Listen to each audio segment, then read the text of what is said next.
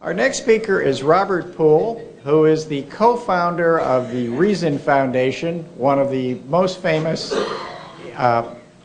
libertarian think tanks and action tanks in the U.S., based in Los Angeles. He was also served as the CEO, President and CEO, until the year 2000, when he was a major member of the Bush-Cheney transition team.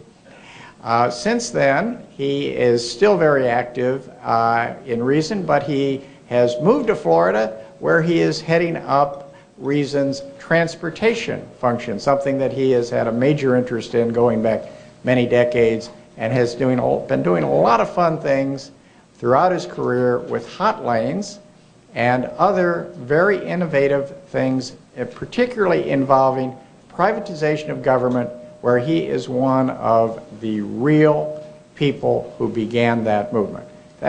Join me in greeting Bob Poole. Thank you.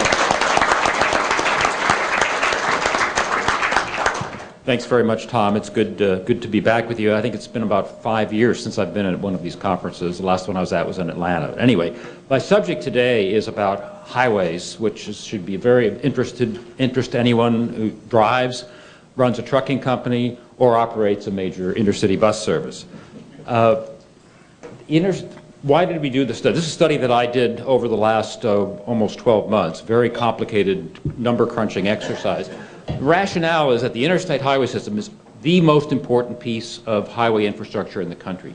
Only 2.5% of all the lane miles of highway, but 25% of all the vehicle miles of travel. Enormously important. But highways wear out. You know, people say, oh, well, we've paid for this. Well, yeah, you paid for the initial construction, you're paying through federal gas taxes for the operations and maintenance. But pavements wear out, and the interstate system was designed like most U.S. highways, like the best U.S. highways, with 50-year design life. After that point, it needs reconstruction from the subpavement up. And nobody is planning for that today in the United States. So we decided it was really time to call attention to this. Many of the corridors on the interstate system also don't have enough lanes. They need widening. A lot of the designs are obsolete. There's something like 200 major interchange bottlenecks on the interstate system that are known to the trucking industry. They're huge time wasters. And most of them, there was one in south of D.C., Springfield interchange, is that right? That was rebuilt recently at a huge cost. But there's about 199 to go around the country that still need attention. And most of them are not in budgets. So, and the map of the interstate system was designed, believe it or not, in the 1940s, passed in the mid-1950s. And so it reflected a different America than what we live in today. So the purpose of our study was threefold. First, to estimate what will it cost to actually reconstruct the existing lane miles of this system. Secondly, what will be the cost of adding lanes where they're justified by reasonable forecasts of traffic. And of course, in some places it's needed today, needless to say. And third, to assess the feasibility of financing this on a long-term basis through electronic toll collection, because the gas tax, as many of you know, is running out of steam, cannot even really afford to maintain the existing highway system, let alone do a project of this scope. You'll see how big it is when I get to that in a bit. So why would we consider toll financing today? As I said, first of all, when the interstate system was being conceived, the original idea was that it would be like the Pennsylvania Turnpike, opened in 1940, and was considered a huge success. It was the superhighway of the future. And so New York began the New York Thruway, the Connecticut Turnpike, the Massachusetts Turnpike, the Ohio Turnpike. That was considered to be the prototype for a nationwide interstate system. But when people started crunching numbers, they looked, well, in the South, in the West, there wasn't that much population, there wasn't that much travel, there wasn't a nationwide trucking industry of the kind we know today, which came about because of the interstates. So people said, really, the toll revenue is not going to be there in most of the country outside the Northeast to make it feasible to do. So that's why they came up with a federal gas tax and diesel tax as the main funding source for the interstate system. But today, the country is vastly different. The South and the West are where all the growth has occurred primarily. There's huge amounts of traffic out there, and we have this all-electronic tolling, AET, that, the little transponders, if you live in a state in the Northeast, it's Easy Pass, in Florida it's Sun Pass, in California it's Fast Track. We are moving toward nationwide interoperability of these things, so you need only one little tag on your windshield to pay your tolls wherever you go, and you get one bill. That'll probably be here in about 3 years, nationwide interoperability. And the cost of toll collection using this electronic system is a small fraction of what it costs with 20th century tolling, where you're putting money into the booth, into the slot and things, and everybody's backed up and stopped. With all electronic tolling, if you haven't experienced it, you can pay your tolls at 70 miles per hour. There's no toll booths, no toll lanes, you just run under a gantry. So we said, all right, it's time to look at toll financing for a 21st century interstate system. So the concept that we built into this is called value-added tolling. And that is, first of all, you provide higher quality conditions, less congestion, what the highway engineers called level of service. We said this would be one grade better on rural interstates and urban interstates than what is accepted today as the design practice for how many lanes you need and so forth. Secondly, you would start putting in tolling on a corridor only after it's reconstructed. You don't ask people to start paying before they get something much better than what they have today. Third piece, guarantee that the revenues are used only for this project, only for rebuilding, modernizing, and operating and maintaining the revamped 21st century interstate system. It's not going to be a general funding source that politicians can use for all their fancy dreams, including transit. Tolls would replace fuel taxes on the corridors. That means, there would not be this question that the trucking industry always raises, to some extent correctly, of double tax, of paying twice for the same road. And with all electronic tolling, it's very, very easy to give rebates for the amount of miles on fuel taxes, for the amount of miles you drive on the toll facility. Nobody's done this yet, but it's doable. Finally, the premise would be that you'd have toll rates that would be lower than those that you see on new toll roads today, because you'd have so much greater volume, because the interstate is so high volume. You need a certain dollar amount. You can get it from a high toll times a small number of people, or a small toll times a very large number of people. And our premise, and I think our numbers prove it, is that you can do this with relatively low tolls and very large numbers of people, given what the interstate system is. So, the methodology. This gets way more detailed than you want to hear, but believe me, this was all peer-reviewed by qualified scholars. Methodology is sound. We use all data from the Federal Highway Administration, FHWA. They have unit cost estimates for different parts of the country for reconstructing existing lanes and for adding lanes, and these are based on costs of interstates, not country roads and other things. And it's very, very detailed. We went through hundreds of spreadsheets. We did it for every single state, urban and rural separately, and so on and so forth. We use the same, as a baseline to get an idea of feasibility, we use the same toll rates nationwide, even though realistically that wouldn't be the case. They'd be higher where it's more costly to build, and lower where it's less costly to build. But we wanted to get a starting point and see how feasible is tolling nationwide. In urban areas, we had peak rates that would be higher during rush hours than at off hours, because we have lots of evidence from around the country that that really works at reducing traffic congestion. So that was built in addition to the basic toll rates. And the basic feasibility test we did was what engineers, when they're doing their work correctly, do all the time. You look at the revenue over a period of 30 or 40 years, and you look at the costs of building things at different points in time, and then you use a discount rate, an interest rate basically, to put all those costs on today's present value. So you compare the present value of that whole revenue stream over 30 years to the costs of building things with all those costs brought to the present day value. Believe me, that's every economist knows how to do this, and it's a fair and reasonable way to do it. So the test is the net present value of revenue greater than or equal to the net present value of all the costs of not only building but also operating and maintaining the system? And that was the test we used. So the toll revenues, we did, as I said, rural and urban separately.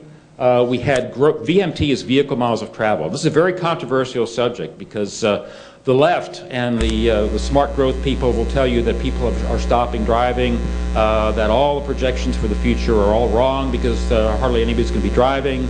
So first of all, they always ignore trucks because the rate of growth of truck miles of travel is projected by every knowledgeable researcher to be at least twice as high as the rate of growth of car traffic.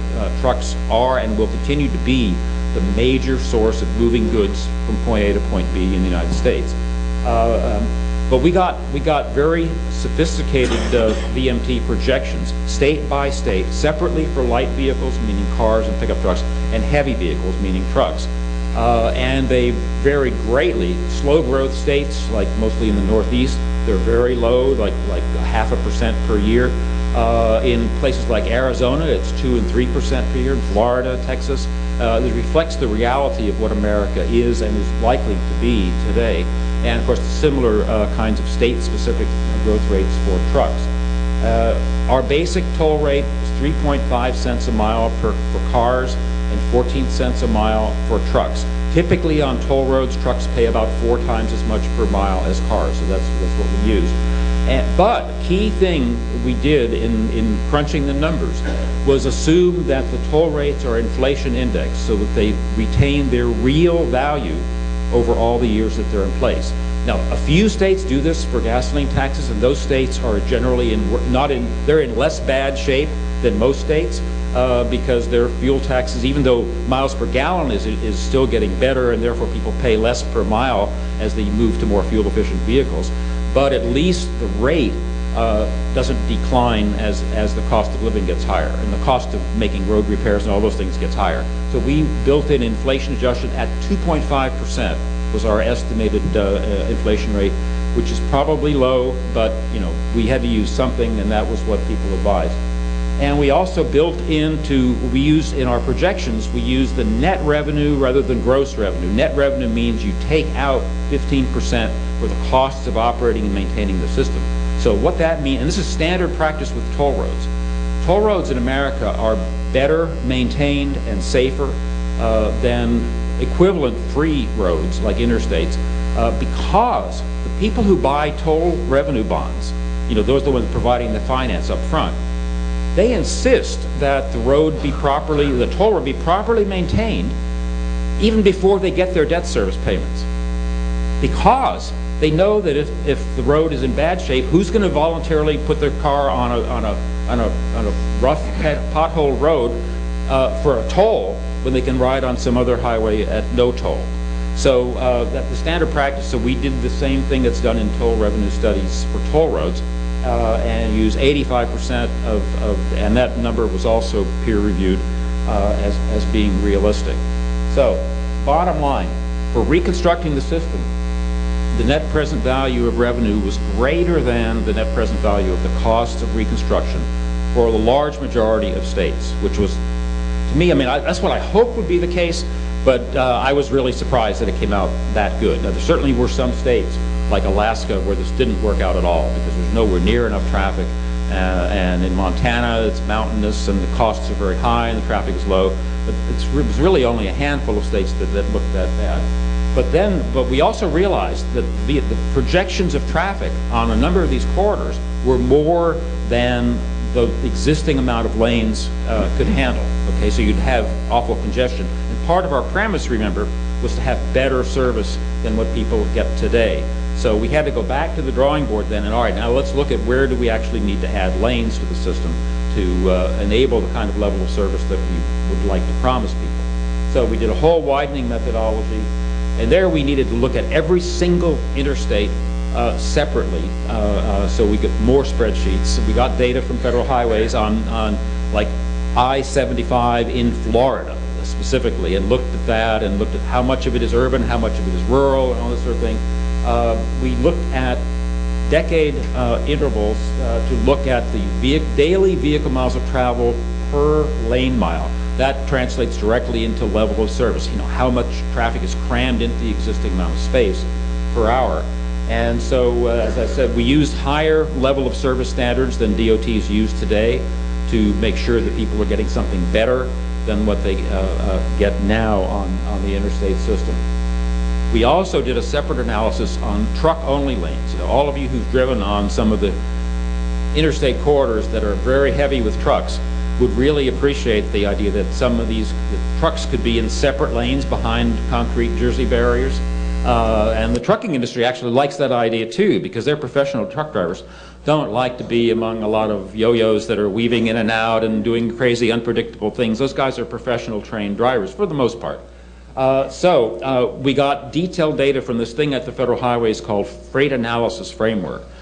Much more detailed than their normal figures, and you need to have a special computer program to be able to even interpret the data. But anyway, we did all that, and we found 29 interstate corridors with 40% or more of the traffic being truck traffic by 2040. Some of them are in the 25–30% even today, and really those are cases where we should have truck-only lanes now.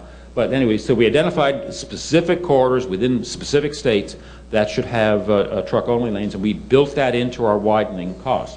Overall, our estimate of widening costs was $500 billion. So, I mean, that's just the widening. So the overall results were that we take the reconstruction and the widening and put the net present value as of in 2010 dollars.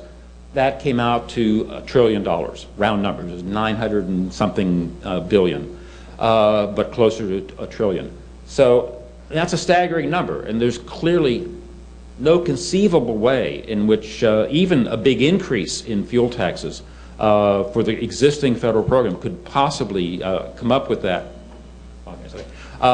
So we said this validates the idea that really a specific electronic tolling program for this purpose would really make sense. Now, and the net present value of the revenue nationwide was 99%. And again, I mean, that's so close that people accuse me of rigging the numbers.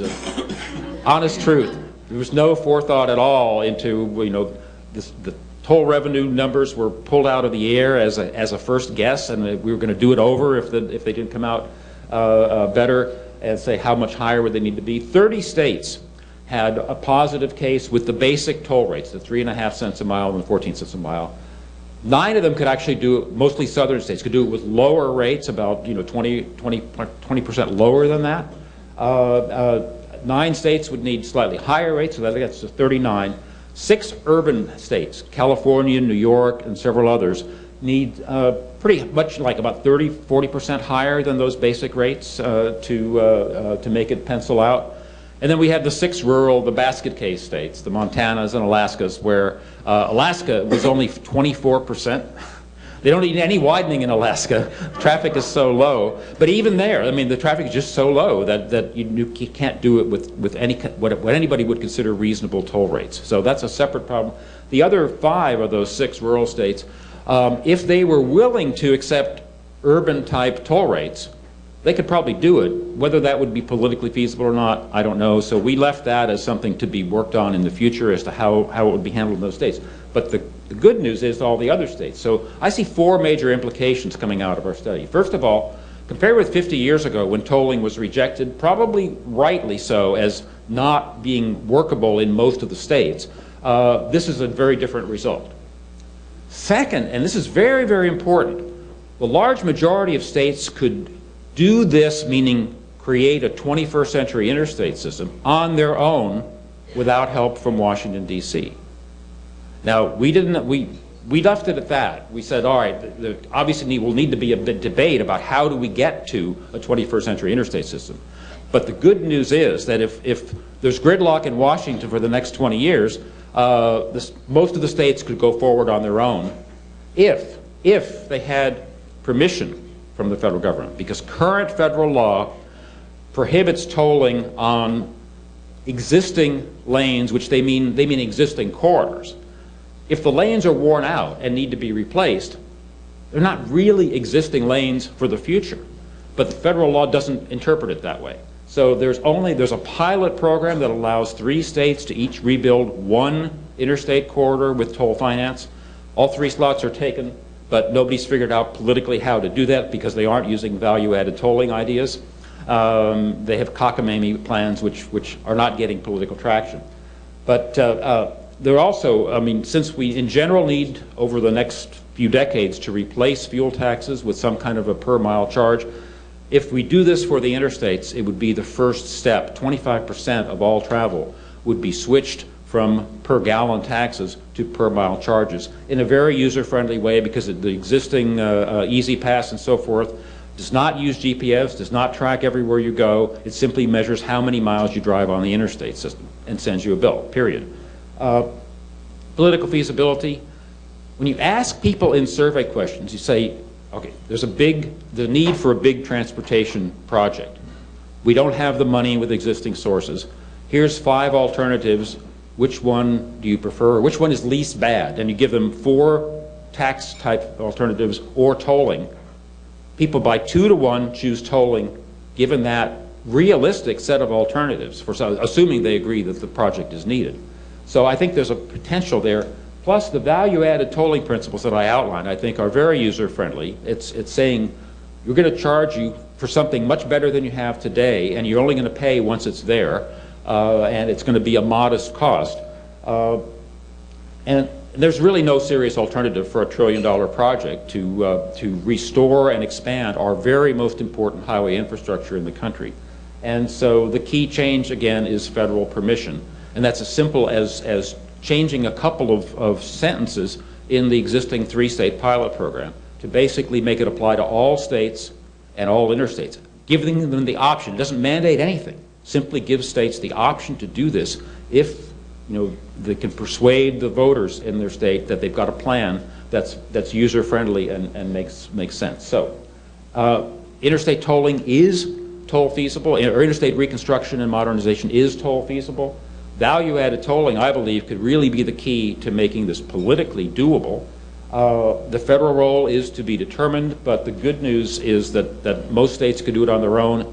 All they need is federal permission, which is a very simple thing. Thank you very much.